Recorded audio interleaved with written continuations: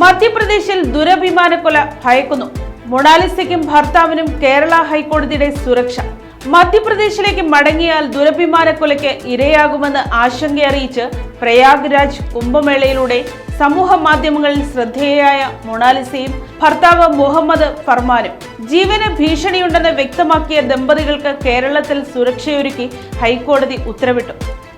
POCSO അടക്കമുള്ള വകുപ്പുകൾ ചുമത്തി മധ്യപ്രദേശ് പോലീസ് രജിസ്റ്റർ ചെയ്ത കേസിൽ മുഹമ്മദ് ഫർമാന് കേരള ഹൈക്കോടതി 1 മാസത്തെ ട്രാൻസിറ്റ് മുൻകൂർ ജാമ്യം അനുവദിച്ചു. മൊണാലിസയുടെ പിതാവ് നൽകിയ പരാതിയുടെ അടിസ്ഥാനത്തിൽ മധ്യപ്രദേശ് പോലീസ് രജിസ്റ്റർ ചെയ്ത ക്രിമിനൽ കേസിലാണ് ഭർത്താവ് മുഹമ്മദ് ഫർമാന് കൊച്ചിയിലെ കേരള ഹൈക്കോടതി ട്രാൻസിറ്റ് മുൻകൂർ ജാമ്യം അനുവദിച്ചത്.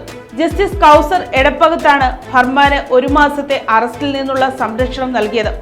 ഈ കാലയളവിനുള്ളിൽ മധ്യപ്രദേശിലെ ബന്ധപ്പെട്ട കോടതിയെ സമീപിച്ച് സ്ഥിരം മുൻകൂർ ജാമ്യം നേടാൻ ഫർമാന് സാധിക്കും.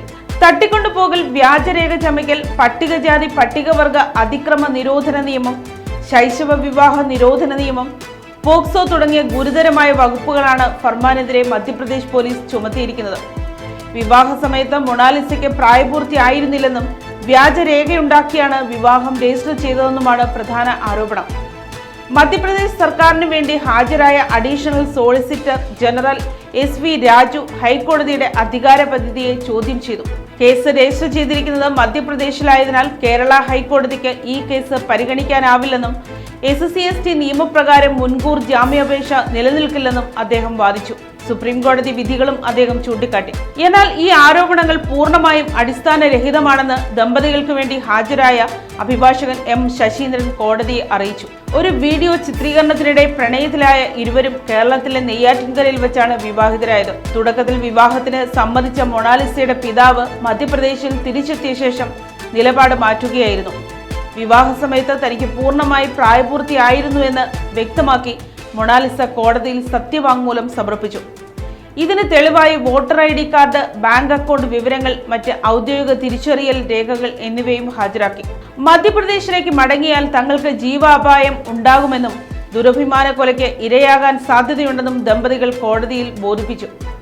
തന്നെ പ്രായപൂർത്തിയാകാത്ത പെൺകുട്ടിയായി ചിത്രീകരിക്കാൻ തന്റെ യഥാർത്ഥ ജനന സർട്ടിഫിക്കറ്റ് റദ്ദാക്കുകയും പകരം ഇളയ സഹോദരന്റെ സർട്ടിഫിക്കറ്റ് ഹാജരാക്കുകയും ചെയ്തുവെന്ന് മൊണാലിസ ആരോപിക്കുന്നു. ഇതിനെതിരെ ഇവർ ഇതിനോടകം മധ്യപ്രദേശ് ഹൈക്കോടതിയെ സമീപിച്ചിട്ടുണ്ട്.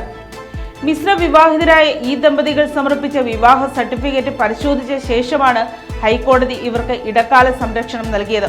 കേരള ഹൈക്കോടതിയുടെ ഈ ഉത്തരവ് ഫർമാന് താൽക്കാലിക ആശ്വാസം നൽകുന്നുണ്ടെങ്കിലും പ്രായം, വിവാഹം, മധ്യപ്രദേശ് പോലീസിന്റെ മറ്റ് ക്രിമിനൽ കുറ്റങ്ങൾ എന്നിവയുമായി ബന്ധപ്പെട്ട നിരന്തരമായ നിയമ പോരാട്ടങ്ങൾക്ക് വരും നാളുകളിൽ അവിടുത്തെ കോടതികൾ സാക്ഷ്യം വഹിക്കേണ്ടി വരും.